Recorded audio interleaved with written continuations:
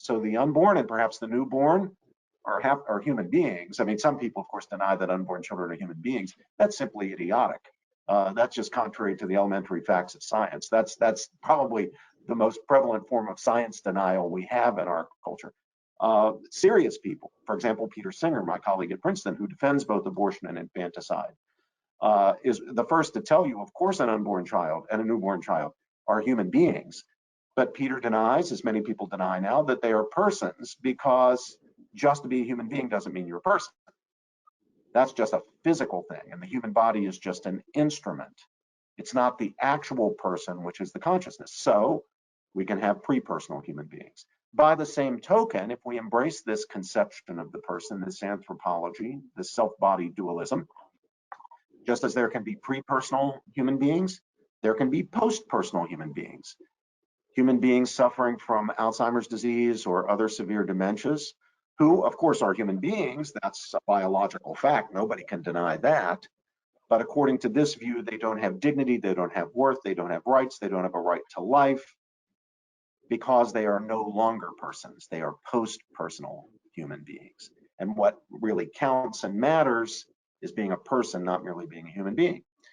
And again, by the same token, just as there can be pre-personal human beings on this view and post-personal human beings on this view, there can be and are on this view some human beings who are not now, never were, and never will be persons. The congenitally, severely cognitively disabled, for example.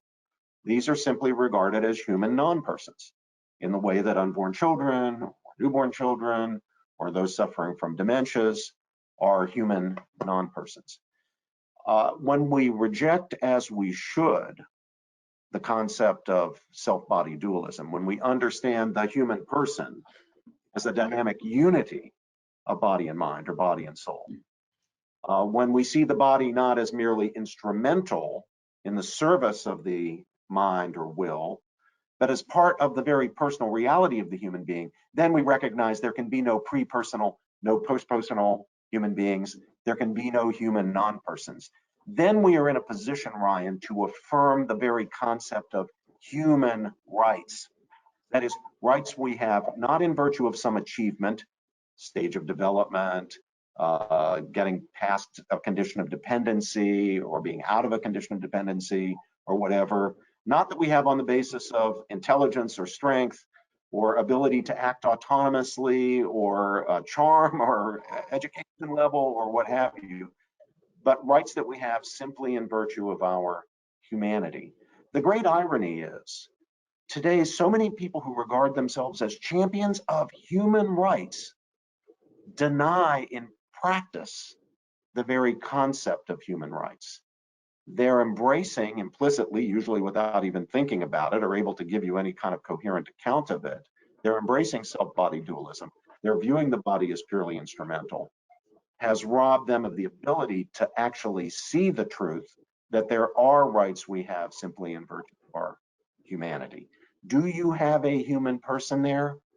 Well, yes, if you have a living member of the species Homo sapiens.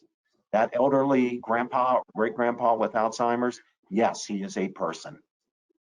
His Alzheimer's, his loss of memory, his inability to recognize you, or his confusing you with another grandson or granddaughter, that doesn't mean he's not a person. He's a precious member of the human family, a human being, and as such a person. Same at the other end of life. Same with a congenitally, severely cognitively disabled person. So the fight for human dignity, the fight for human rights, is really grounded in the affirmation that we human beings are embodied persons. Our bodies are not mere instruments. Our bodies are not mere vehicles in which we reside or accommodations of some sort. Our bodies are part of the personal reality of us. And so we have to defend human life at all stages, in all conditions, from the earliest emergence of life in the womb all the way to death.